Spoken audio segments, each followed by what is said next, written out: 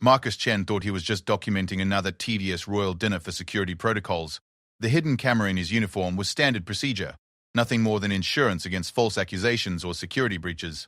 But when he reviewed the footage 3 days later, sitting alone in his cramped London flat, what he saw made his hands shake so violently he nearly dropped his laptop.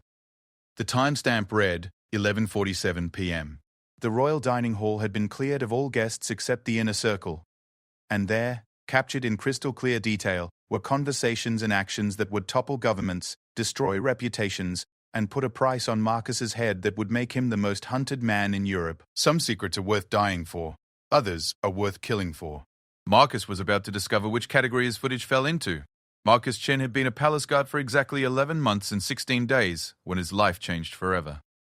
Not that he was counting, except he absolutely was, because every day working security at Buckingham Palace felt like a small victory against the expectations that had followed him since childhood.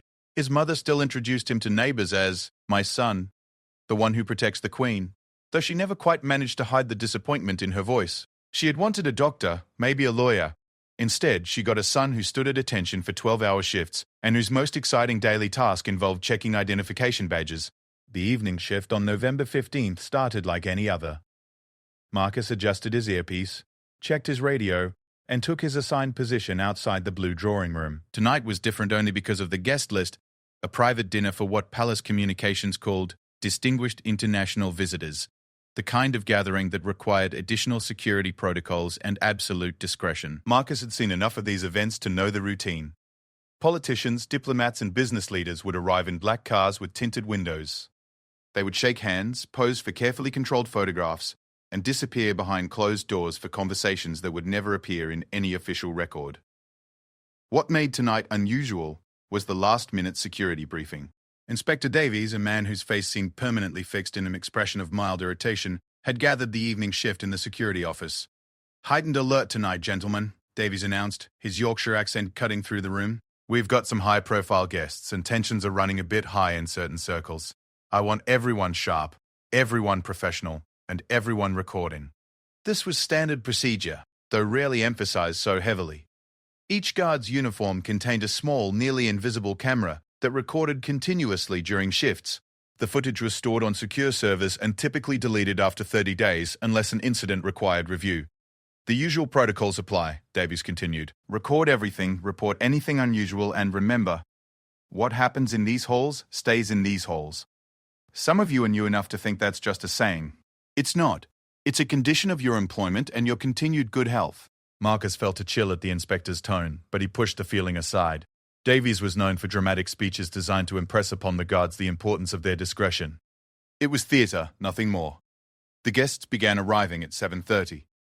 Marcus recognized some faces from newspapers and television. The German Chancellor's chief of staff, a Russian oligarch who owned half of London's most expensive real estate, the American Secretary of State, and several others whose faces were familiar but whose names escaped him. They moved through the palace corridors with the easy confidence of people accustomed to power.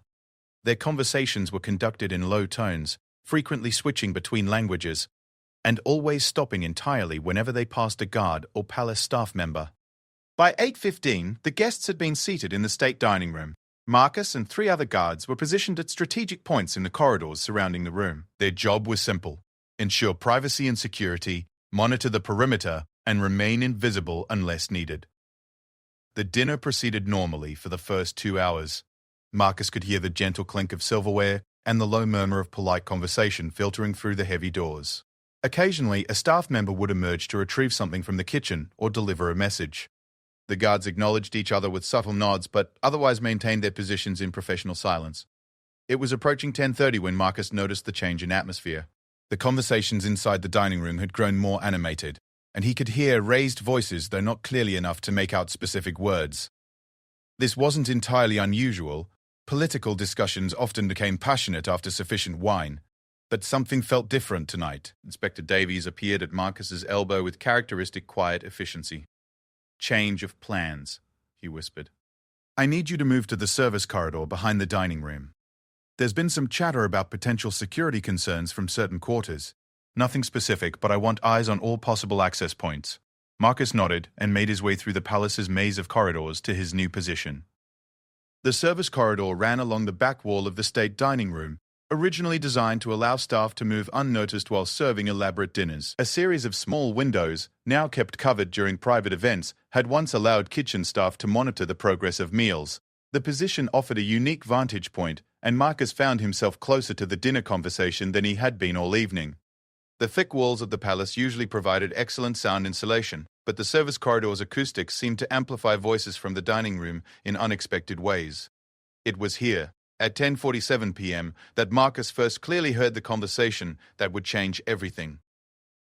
The voice belonged to the Russian oligarch, Dmitry Volkov. Marcus recognized the accent and the distinctive gravelly tone from news interviews. "The shipments have been delayed again," Volkov was saying. "My contacts in Hamburg are getting nervous. They're asking questions we don't want answered." "Hamburg is not your concern," replied another voice with what sounded like an Eastern European accent. "Your job is to ensure the London end operates smoothly. Nothing more." "My job?" Volkov's voice carried a note of indignation. "I've invested £40 million in this operation. I think I have a right to express concerns about logistics." "You have a right to follow instructions," the second voice replied coolly. "Just as we all do. The timeline is not negotiable. November 30th, as planned." Marcus felt his heart rate increase. This conversation was clearly not about trade deals or diplomatic protocols. The tone, the references to shipments and operations, it sounded like something much more serious. A third voice joined the conversation, speaking with an American accent that Marcus thought he recognized. "The senator is getting cold feet," the American said. "He's worried about exposure, especially after that mess in Belgium last month. He wants additional assurances that his involvement won't surface. Everyone's involvement will remain confidential as long as everyone maintains their part of the bargain," the Eastern European voice responded. "The senator included. Remind him that backing out now would be inadvisable." "Are you threatening a United States senator?" the American asked, his voice dropping to a dangerous whisper. "I'm reminding him of the terms of our agreement, just as I would remind any of our partners. We're all in this together now. Success benefits everyone. Failure would be unfortunate for all parties involved." Marcus pressed closer to the wall, straining to hear more clearly. His mind raced as he tried to process what he was hearing. This was clearly not normal diplomatic conversation. The references to shipments, timelines, and threats suggested something illegal was being discussed. The conversation continued, with participants speaking in code about locations, dates, and large sums of money. Marcus caught references to the Birmingham facility, the Manchester contacts, and something called Operation Clearwater. Most disturbing were the casual references to violence. Someone mentioned the journalist who was asking questions and how the problem had been resolved permanently. Another voice discussed loose ends that needed to be cleaned up before the operation could proceed.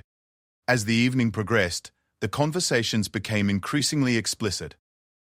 Marcus heard detailed discussions about smuggling routes, corrupt officials who had been bribed to look the other way, and plans to eliminate anyone who might pose a threat to their operation. The scope of what he was hearing began to overwhelm him. This wasn't just about illegal activities. This sounded like an international conspiracy involving some of the most powerful people in the world. Government officials, business leaders, and criminal organizations seemed to be working together on something massive and dangerous. Around midnight, the dinner began to wind down. The conversations became more scattered as guests prepared to leave, but Marcus continued to catch fragments of planning and coordination. "The containers will arrive in Liverpool on the 28th, he heard Volkov say. "My people will handle the transfer, but I need confirmation that customs will be accommodating." "Already arranged," replied the American. "Senator Mills has ensured that the usual inspections will be delayed. The shipment will have a clear path to the Birmingham facility." "And if there are complications?" asked another voice. "There won't be," the Eastern European voice said with chilling certainty. "We've invested too much in this operation to allow for complications. Anyone who becomes a problem will be dealt with appropriately." As the guests began to leave, Marcus remained in position, his mind reeling from what he had heard. The implications were staggering. If even half of what he had overheard was true, he had stumbled onto evidence of a massive international criminal conspiracy involving government officials, business leaders, and organized crime. The weight of the knowledge felt crushing. These weren't just powerful people engaging in questionable business practices. They were criminals, planning something that involved smuggling, bribery, and murder. and they were doing it while dining as guests in one of the most secure buildings in Britain. Marcus waited until the last guest had departed and the palace had returned to its usual nighttime quiet before moving from his position. His legs felt unsteady as he walked back through the corridors to the security office. The normal routine of checking in and filing his report felt surreal after what he had experienced. Inspector Davies was waiting in the security office when Marcus arrived. "Anything to report?" Davies asked, his expression unreadable. Marcus hesitated. The standard answer would be, "No, sir. All quiet." But what he had heard was far from quiet, and the implications were too serious to ignore. There were some unusual conversations during the dinner. Marcus said carefully, "I'm not sure if they were significant, but—" Davies raised an eyebrow. "Oh, what sort of conversations?" Marcus felt sweat forming on his forehead. Business discussions mostly, but some of the language seemed concerning. References to shipments and operations that didn't sound entirely legitimate. For a long moment, Davies studied Marcus's face. Then he smiled, the expression that somehow managed to be more unsettling than reassuring. "I see," Davies said slowly. "And you think it's your job to monitor the private conversations of our guests?" "No, sir." I was concerned about security implications." "Security implications," Davies repeated. "You know, Marcus, one of the most important qualities in a palace guard is knowing when to see things and when not to see things. When to hear things and when not to hear things. Do you understand what I'm saying?" Marcus felt a chill run down his spine. "I think so, sir." "Good. I'm sure that whatever you think you heard was simply misunderstood or taken out of context. These are important people discussing complex international affairs. It's easy for someone, without the proper background, to misinterpret perfectly legitimate business discussions." The message was clear, but Marcus pressed on. "But what if?" "What if what?" Davies interrupted, his voice hardening. "What if you misheard something? What if you misunderstood something? What if you're imagining problems where none exist?" Marcus stood in silence, realizing that he was being warned off in no uncertain terms. "You're a good guard, Marcus," Davies continued, his tone becoming almost friendly again. "You're professional, reliable, and discreet. I'd hate to see you compromise that reputation over a misunderstanding. Sometimes the best way to serve the crown is to trust that the people in charge know what they're doing and to focus on our own responsibilities." "Yes, sir," Marcus managed. "Excellent. Your shift is over. Go home, get some rest, and I'm sure tomorrow everything will seem much clearer." Marcus left the palace that night feeling deeply unsettled. The conversation with Davies had made one thing crystal clear. Reporting what he had heard through official channels was not an option. Davies either knew about whatever was being planned or had been instructed to ensure that guards didn't ask questions about it. During the long tube ride home to his flat in East London, Marcus replayed the evening's events in his mind. The conversations he had overheard suggested a criminal conspiracy of enormous scope. Government officials were being bribed, illegal shipments were being smuggled into the country, and people who asked too many questions were being murdered, and he was the only person who knew about it. By the time Marcus reached his flat, he had made a decision. He couldn't report what he had heard through official palace channels. Davies had made that impossible. But he couldn't simply ignore it either. Too many lives might be at stake. That night, Marcus sat at his small kitchen table and wrote down everything he could remember from the evening. Names, dates, locations, specific phrases. He documented it all in as much detail as possible. The act of writing helped him process what he had heard and convinced him that he hadn't imagined or misunderstood anything. The conversations had been too specific, too detailed, and too coordinated to be anything other than criminal planning. Whatever Operation Clearwater was, it involved massive amounts of money, government corruption, and violence against anyone who posed a threat. Marcus sealed his handwritten notes in an envelope and hid it behind a loose baseboard in his bedroom. Then he spent the rest of the night lying awake, staring at the ceiling and wondering what he should do next. The next morning brought no clarity, only additional anxiety. Marcus went to work as usual, taking his regular shift and maintaining his professional demeanor. But he found himself watching Davies and the other senior staff more carefully, looking for signs that they might be aware of his knowledge.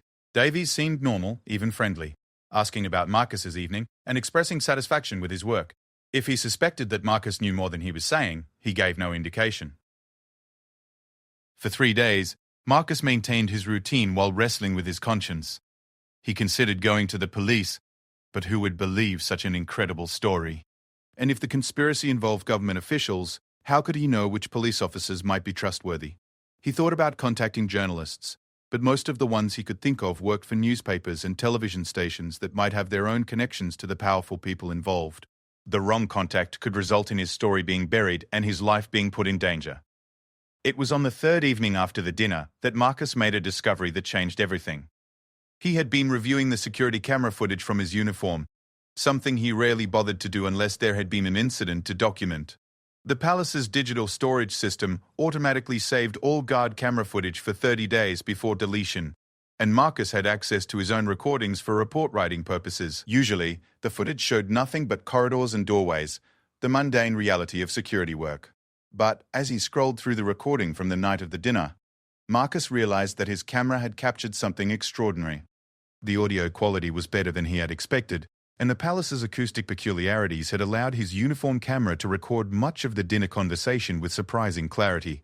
What he had heard that night, the criminal planning, the threats, the corruption, was all there, captured in digital format with timestamps and perfect audio fidelity. Marcus stared at his laptop screen in amazement and terror.